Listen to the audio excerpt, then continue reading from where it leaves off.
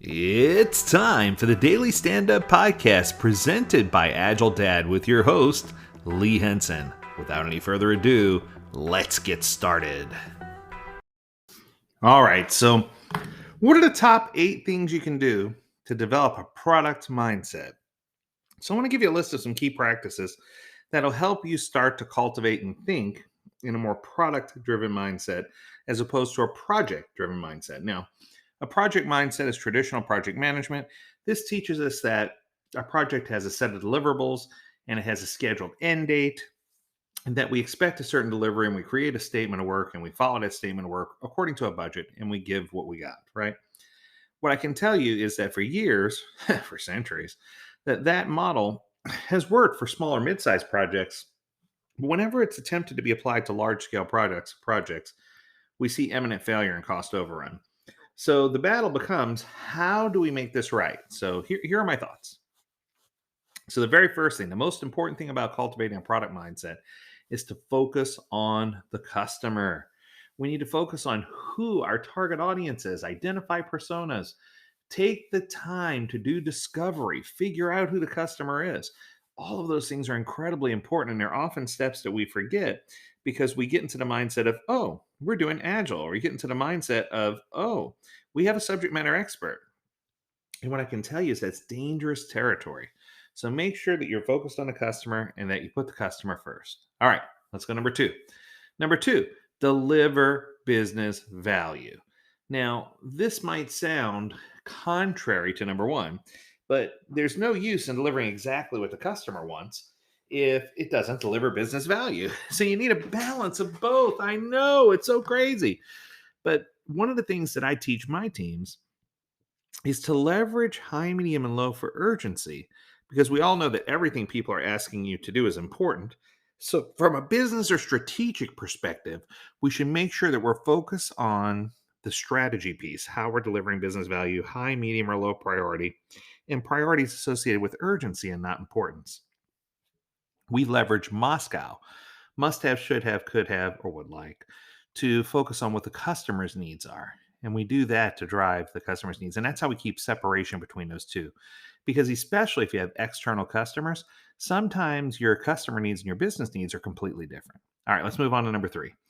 Number 3 is not continuous integration, it's continuous innovation. We want to make sure that we're continuously innovating and thinking of the next new idea and the next things we need to work on.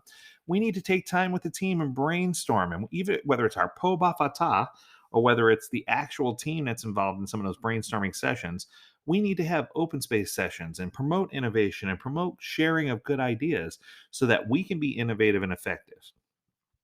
All right, number 4. If you're trying to cultivate a product mindset, you need a shorter time to market. No more long winded year long, 3 year long releases. Oh my goodness. We need to do things in a shorter time frame. We need to get those 90-day releases in place. We need to get continuous integration in place. Even if you're in a situation where you can do continuous deployment, get to that point. Build smaller releases, build smaller products, innovate and integrate more frequently, and you're going to have happier customers. All right. Speaking of happy customers, number 5 is frequent feedback loops. You want to make sure that you're checking in on your customer as much as much as they can stand it, right? And that you're getting the frequent feedback so that you can pivot and adjust when things don't meet your needs, but that you can also be on the back of that wave when things are going really well. Because I can tell you that the review slash demo usually isn't enough. You need to do a little more to make sure that you understand the customer and that they feel like their needs are being met. All right, let's go to number 6, relentless delivery. Now, this one's interesting because sometimes when we build a product or service, subject matter expert dictates what we need. We hand it to the product owner. The product owner has the team build it.